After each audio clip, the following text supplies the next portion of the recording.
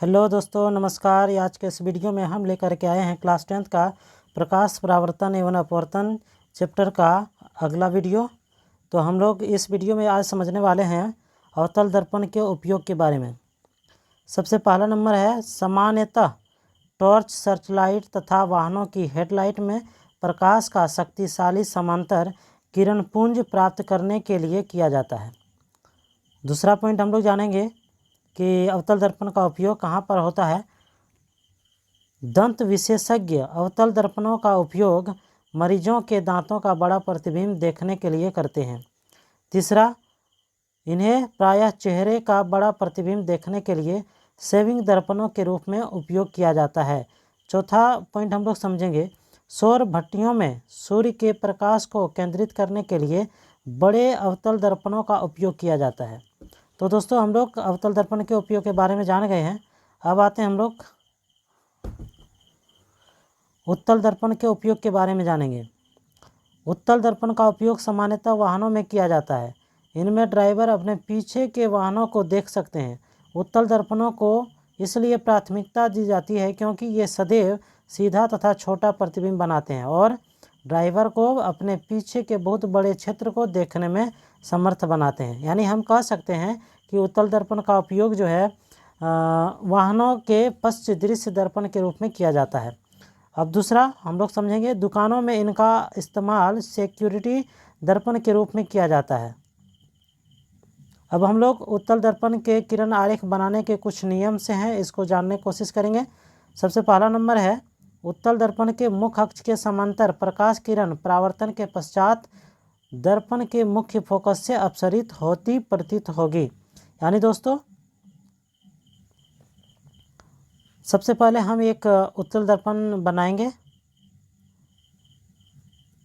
ये हमारा उत्तल दर्पण हो गया, ये हमारा मुख्य अक्ष हो गया, ध्रुव हो गया, मुख्य फोकस हो गया और ये रहा वक्रता केंद्र। इसमें कहा गया है कि मुख्य अक्ष के समांतर आपतित प्रकाश की किरण है। ये मुख्य अक्ष के समांतर प्रकाश की किरण आई और ये क्या होता है, दर्पण से परावर्तन होने के पश्चात मुख्य फोकस की ओर से अपसरित होती हुई प्रतीत होगी। यानी मुख्य फोकस की ओर से अपसरित होती हुई प्रतीत होगी। यानी दोस्तों, मुख्य अक्ष के समांतर यदि कोई प्रकाश आती है तो उत्तल दर्पण से परावर्तन के पश्चात मुख्य फोकस की ओर से अपसरित होती हुई प्रतीत होती है। अब आते हैं हम लोग दूसरा पॉइंट समझेंगे कि उत्तल दर्पण के मुख्य फोकस से गुजरने वाला किरण परावर्तन के पश्चात मुख्य अक्ष के समांतर निकलेगी। यानी हम इसे ड्रॉ करके समझने की कोशिश करेंगे। सबसे पहले हम एक उत्तल दर्पण बनाएंगे। ये हमारा उत्तल दर्पण रहा, मुख्य अक्ष रहा, ये ध्रुव है, ये मुख्य फोकस रहा और ये हमारा वक्रता केंद्र रहा। अब आते हैं, एक किरण हम जो है बोला गया है कि मुख्य फोकस की ओर से आपतित प्रकाश की किरण, मुख्य फोकस की ओर से आपतित प्रकाश की किरण जो है दर्पण से परावर्तन के पश्चात, ये हमारा देखिए ये प्रकाश की किरण है, मुख्य फोकस की ओर से आपतित आती हुई प्रतीत हो रही है। तो दर्पण से परावर्तन के पश्चात क्या होती है, मुख्य अक्ष के समांतर होकर के निकल जाती है। ये हमारा कह रहा है। चलिए आते हैं हम लोग अब इसके अगले पॉइंट को समझने की कोशिश करेंगे। इसका अगला पॉइंट बोल रहा है कि उत्तल दर्पण के वक्रता केंद्र की ओर से निर्देशित किरण परावर्तन के पश्चात उसी दिशा में वापस परावर्तित हो जाती है। यानी दोस्तों, यानी सबसे पहले हमें एक उत्तल दर्पण बनाने की ज़रूरत है। ये हमारा उत्तल दर्पण रहा, यह हमारा मुख्य अक्ष रहा, इसे ध्रुव कहेंगे, ये मुख्य फोकस है, ये हमारा वक्रता केंद्र है। इसमें कहा गया है कि वक्रता केंद्र की ओर से आपतित, या देखिए ये हमारा जो है वक्रता केंद्र की ओर से आपतित किरण है, ये आती हुई प्रतीत हो रही है वक्रता केंद्र की ओर से, लेकिन ये जो है दर्पण से परावर्तन होने के पश्चात पुनः उसी दिशा में वापस चली जाएगी। आप देख रहे हैं, समझ रहे हैं कि वक्रता केंद्र की ओर से निर्देशित किरण दर्पण से परावर्तन के पश्चात पुनः उसी दिशा में वापस लौट जाती है। अब आते हैं हम लोग इसके चौथे पॉइंट को समझने की कोशिश करेंगे। 4 नंबर कहता है कि उत्तल दर्पण के बिंदु P की ओर मुख्य अक्ष से तिर्यक दिशा में आपतित किरण तिर्यक दिशा में ही परावर्तित हो जाती है। आपतित तथा परावर्तित किरणें आपतन बिंदु पर मुख्य अक्ष से समान कोण बनाती है। अब इसे हम लोग समझेंगे। सबसे पहले हमें जो है उत्तल दर्पण बनाने की ज़रूरत है। हम लोग जो है उत्तल दर्पण सबसे पहले बनाएंगे। ये हमारा उत्तल दर्पण रहा और ये हमारा मुख्य अक्ष रहा, ध्रुव रहा, ये हमारा मुख्य फोकस रहा और ये रहा वक्रता केंद्र। इसमें कहा गया है कि ध्रुव पर जितने झुकाव से प्रकाश की किरणें आती है उतने ही झुकाव से क्या हो जाती है, दर्पण से परावर्तन के पश्चात उतने ही झुकाव से परावर्तित हो जाती है। तो दोस्तों यहाँ पर जो है ये रहा हमारा आपतन कोण, जिसे हम लोग आई कहते हैं, आई से डिनोट करते हैं। ये हमारा रहा परावर्तन कोण, जिसे हम लोग आर से डिनोट करते हैं। तो इसमें कहा गया है कि कोण आई और कोण आर क्या होते हैं, एक दूसरे के समान होते हैं। अब आते हैं हम लोग किरण आरेख के बारे में जानेंगे। किरण आरेख को समझेंगे कि जब वस्तु को हम अनंत पर रखेंगे तो इसका जो है प्रतिबिंब कहाँ बनेगा, इसकी प्रकृति क्या होगी और ये इसका आकार क्या होगा, इसके बारे में हम लोग जानेंगे। तो आते हैं हम लोग इसे देखते हैं, समझने की कोशिश करेंगे।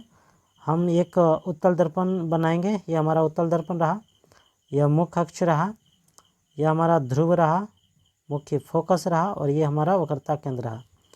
इसमें सबसे पहले हम लोग देखेंगे कि मुख्य अक्ष के समांतर यदि कोई प्रकाश की किरण आती है, हमने अभी पढ़ा है कि मुख्य अक्ष के समांतर आपतित प्रकाश की किरण उत्तल दर्पण से परावर्तन होने के पश्चात क्या होती है, मुख्य फोकस की ओर से अपसरित होती हुई प्रतीत होती है।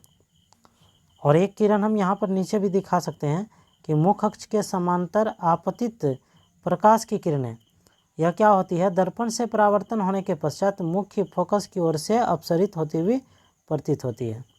तो ये हमारा जो है अपसरित हो गया। यदि हम इसे डॉट डॉट से आगे की ओर बढ़ाएंगे तो क्या हो रहा है, ये हमारा मुख्य फोकस पर क्या हो रहा है, दोनों मिलता हुआ प्रतीत हो रहा है, यानी प्रतिच्छेद करता हुआ मालूम पड़ रहा है। तो यहाँ पर हम कह सकते हैं कि इसमें जो है प्रतिबिंब की स्थिति की यदि बात करेंगे, प्रतिबिंब की स्थिति जो होगी वह F पर होगी। दूसरा नंबर हम लोग इसमें जानेंगे कि आकार जो होगा, आकार बिंदु जैसा होगा। तीसरा हम लोग जानेंगे प्रकृति के बारे में। चूँकि दोस्तों इसमें जो है प्रतिबिंब बनता हुआ प्रतीत हो रहा है, इसलिए इसकी जो प्रकृति होगी आभासी होगी, आभासी तथा सीधा होगा। अब हम लोग आते हैं प्रकाश की किरणें जो है, जब वस्तु को हम उत्तल दर्पण में अनंत तथा दर्पण के ध्रुव P के बीच में कहीं पर रखेंगे तो इसकी जो प्रतिबिंब बनेगी उसके बारे में हम लोग जानेंगे।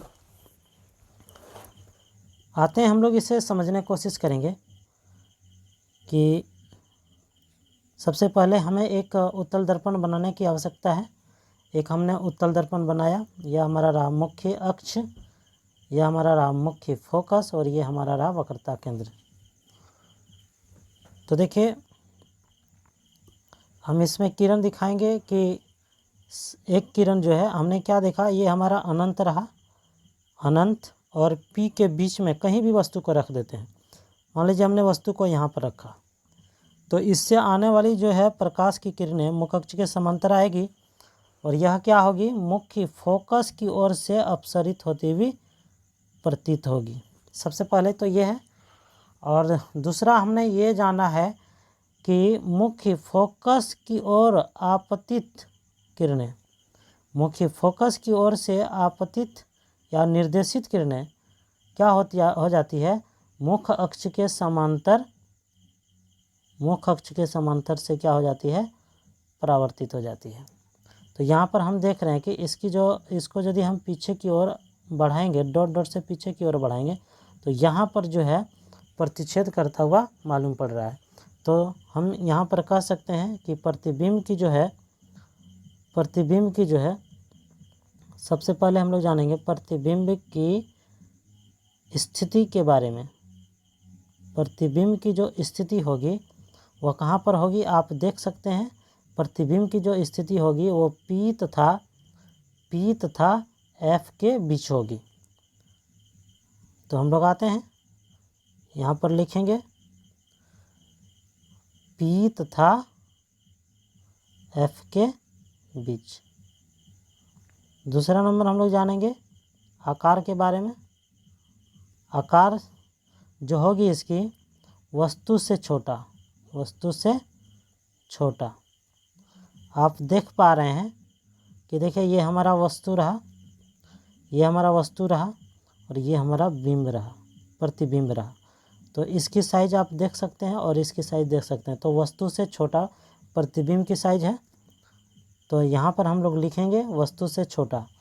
अब जो है इसका तीसरा पॉइंट जो होगा प्रकृति के बारे में। तो प्रकृति तो इसमें बनता हुआ, प्रतिबिंब तो इसमें बनता हुआ प्रतीत हो रहा, मालूम पड़ रहा है। इसलिए प्रकृति जो होगी आभासी तथा सीधा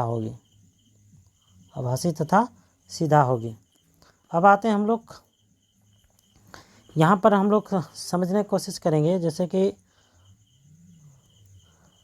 हमने अभी ड्रॉ करके देखा कि जब उत्तल दर्पण के सामने जब वस्तु को अनंत पर रखेंगे तो प्रतिबिंब की स्थिति क्या होगी, आकार क्या होगी, प्रकृति क्या होगी। और हमने एक और ड्रॉ करके देखा कि जब वस्तु को अनंत तथा P के बीच में जब रखेंगे तो उत्तल दर्पण में बनने वाले प्रतिबिंब की प्रकृति, स्थिति और आकार को हमने जाना।